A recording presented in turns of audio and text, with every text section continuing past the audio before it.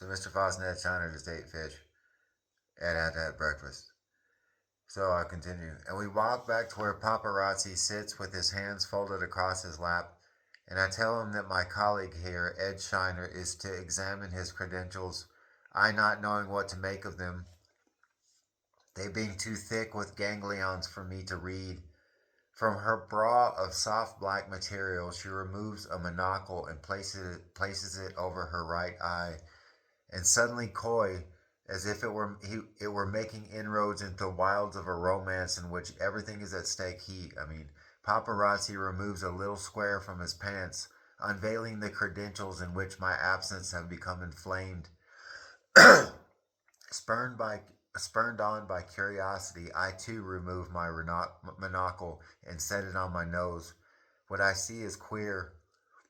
There is a buzzing on the air that is visible, and though I can't hear it, I can see, by means of a miraculated sense of vision, the denticulated air rife with Z's that extend infinitely along lines terminal, the internal truncated endlessly. The two of us move closer. On the air, a wafer stains the radius of pain around his thigh. With a pair of tweezers, Ed Shiner begins sifting around in the tentacle excrescences. A spray waves away beneath her instrument, and our faces go fussy as we endure this odor without smell, released like the pistil of a poisonous flower in its hideous existence. I wipe the 26 elixirs off Ed Shiner's lips. She moves to kiss me. We kiss each other over the nest of ganglions. Then her left hand grips one of the protuberances which are like so many indurations flayed with microblades. I stand back and watch her. With the nail of her index finger, she separates the inexistent wafer from one of the spaghetti-like tendrils behind which a thatch of things that look like match heads flowing wavily like kelp undulant in the water. A spurt of blood moves very slowly upward, perfectly upright, like a fountain whose waters go up but do not go back down. She is honing in on the solution. My eyes go to Paparazzi. With his face upturned to the light and with eyes shining, he looks like a man begging for his life.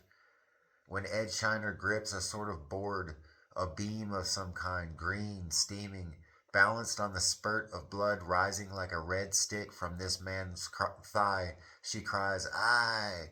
and a wash of ale clouds her eyes, and I take the toupee off of Paparazzi's head and stop the flow as it makes rosy pools beneath Ed Shiner's lips and eyes, and in one cutting movement, as if she were wielding a scythe, she slashes Paparazzi across the eyes with a long flowing hole in the ground, his eyes vomiting mops and stop signs. Like coral turquoise, moisture gathers on the matter. Pressing more urgently towards the resolution of the situation, Ed Shiner directs, once again, the monocle towards the credentials growing out of this guy's thigh. Following suit, the two of us exist in mute agreement, a tacit understanding and no more, such that I don my monocle again, the Bedouin longing in me exacerbated in the glass, concentrated, and once again Ed Shiner and I micro-examine the matting of fibers yellow and green and the purple plush of tropical efflorescence as on the top of this stick called the credentials blood streamed now a second beam circles, that was awkward, circles helicopter-like before the dull stare orbed in the monocle as Ed Shiner with a pair of tweezers plucks a hair rarefied, a hair terrified, for on the tip of her finger it has all the animation of a small insect. The monocled eye goes to its squirming body and the rage on display beneath the lens of the eyepiece.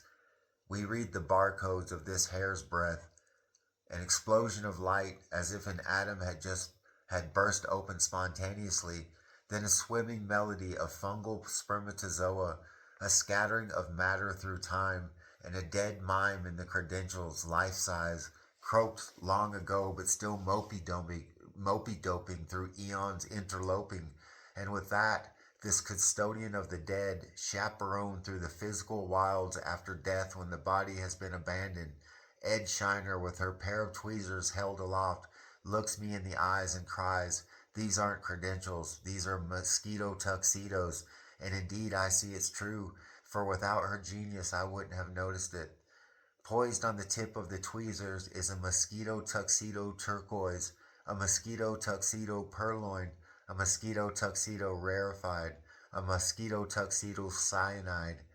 Ed Shiner tells him he's under arrest. This guy asks why, by whose authority. His paraphernalia is her response.